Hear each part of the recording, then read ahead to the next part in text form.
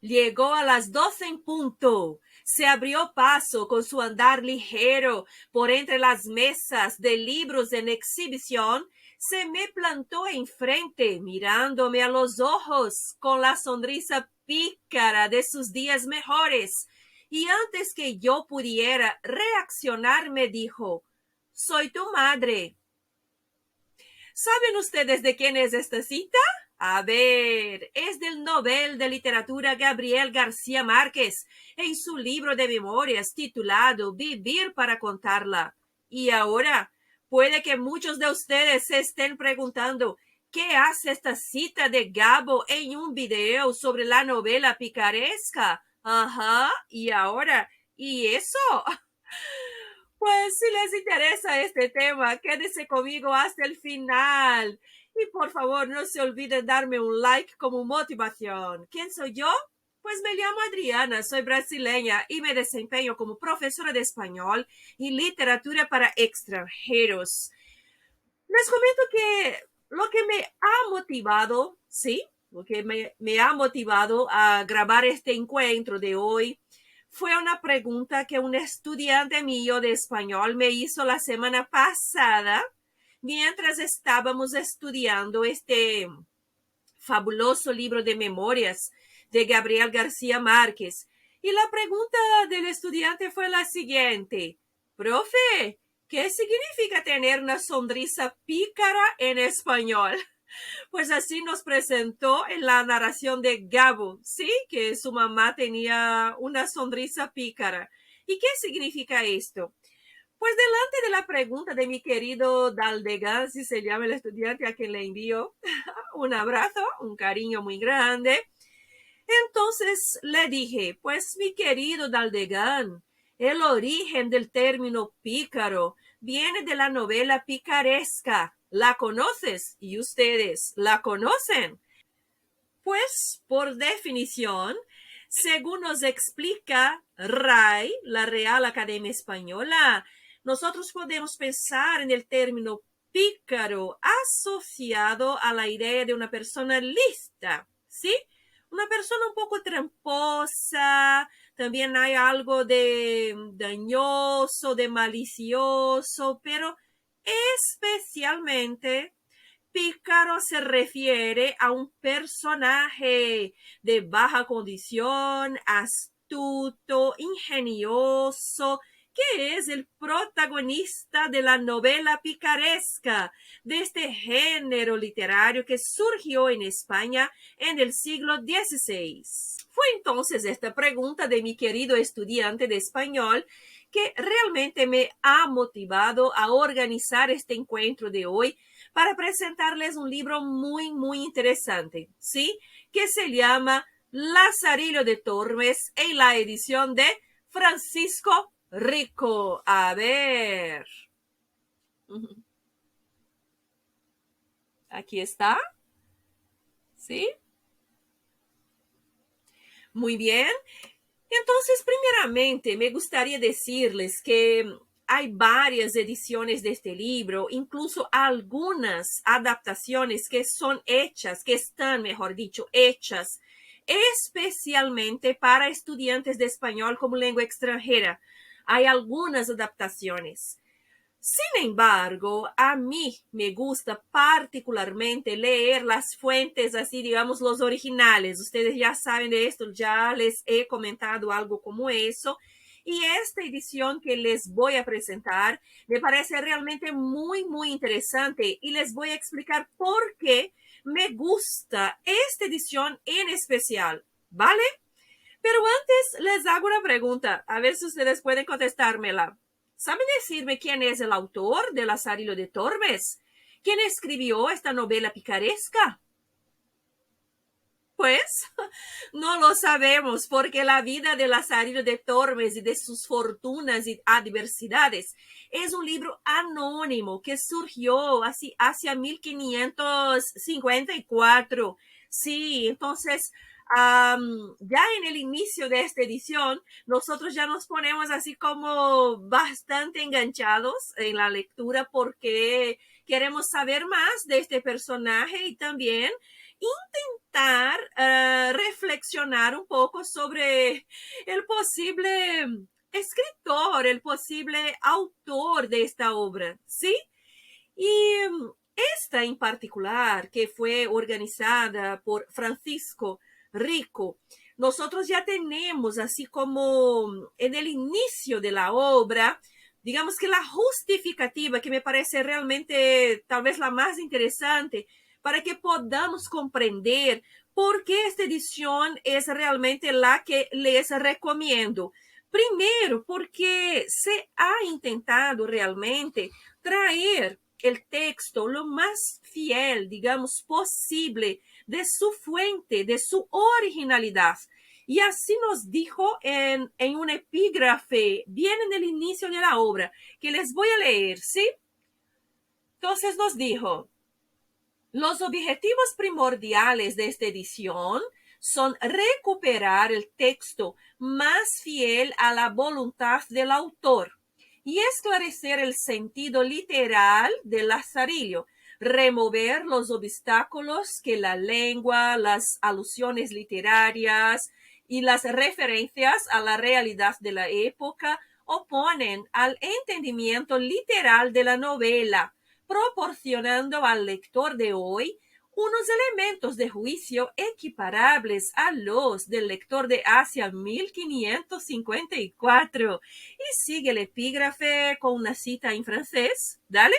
Pero me parece que ya está bastante interesante la manera como se ha planteado, porque realmente me gustaría sentirme como este lector de 1554, aunque claro, con todos los rasgos de de una lectora mujer del siglo XXI, ¿sí?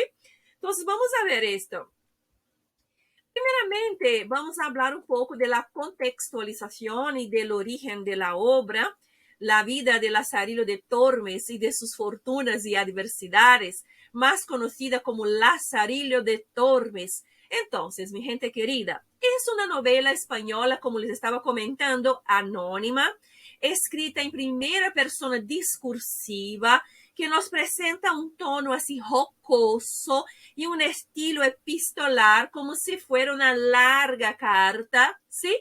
Cuya edición más antigua realmente me parece que tiene esta fecha que les estaba comentando, de 1554.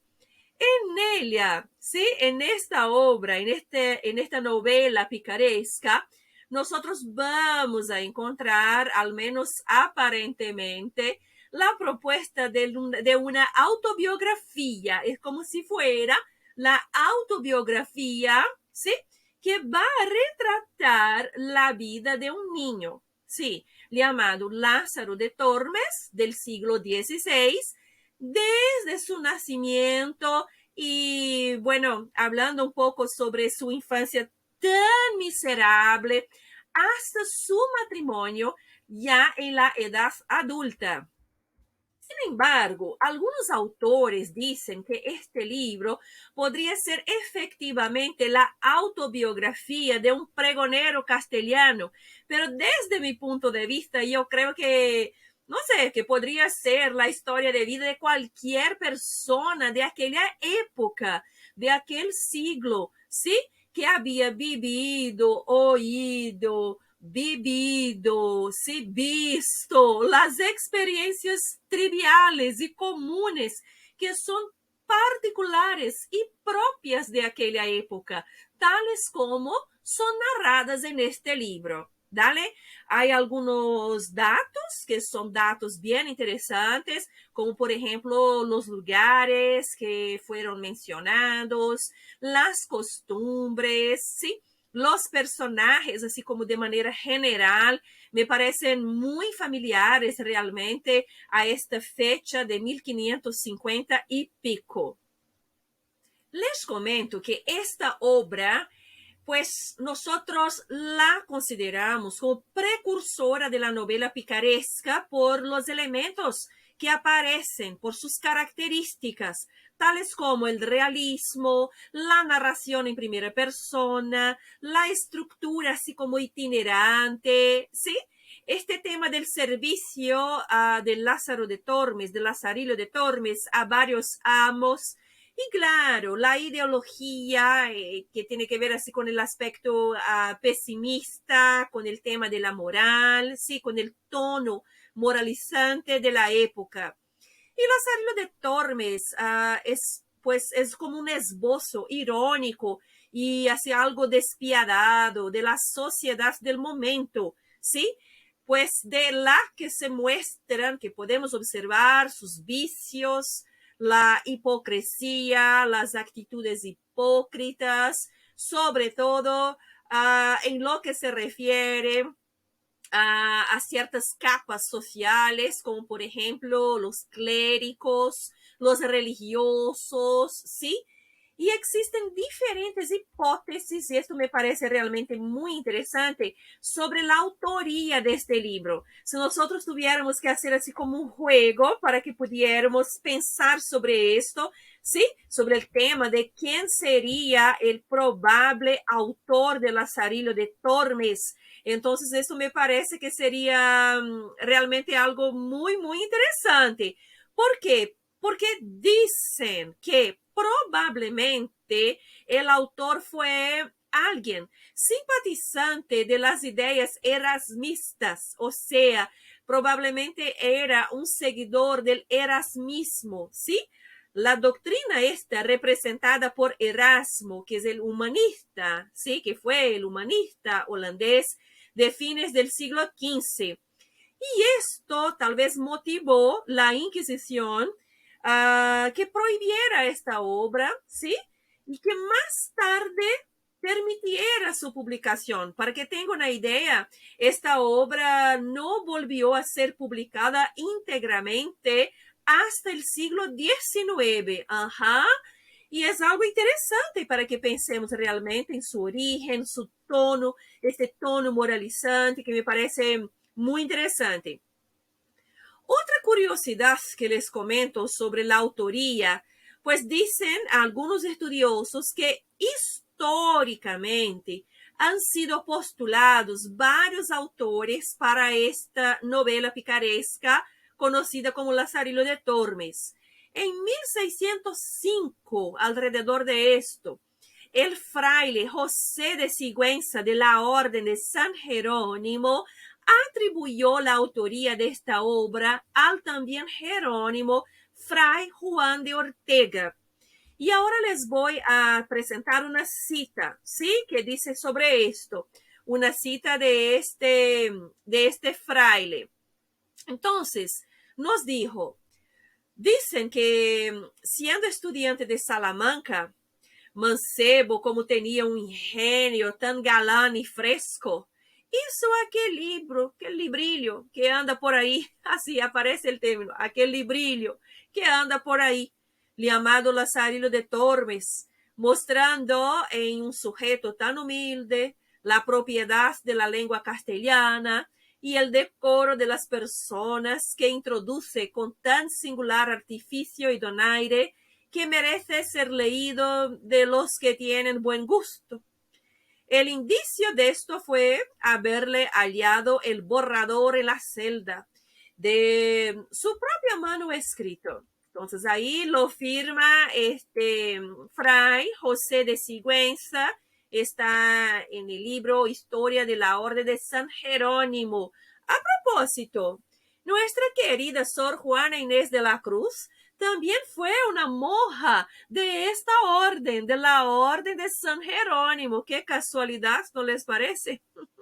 Esto me parece interesante porque pues Sor Juana, nosotros sabemos que en sus escrituras, en sus textos, en su escritura, digo en general, ella tenía algo como satírico, así como algunos momentos así de tono burlesco también, de aspecto moralizante.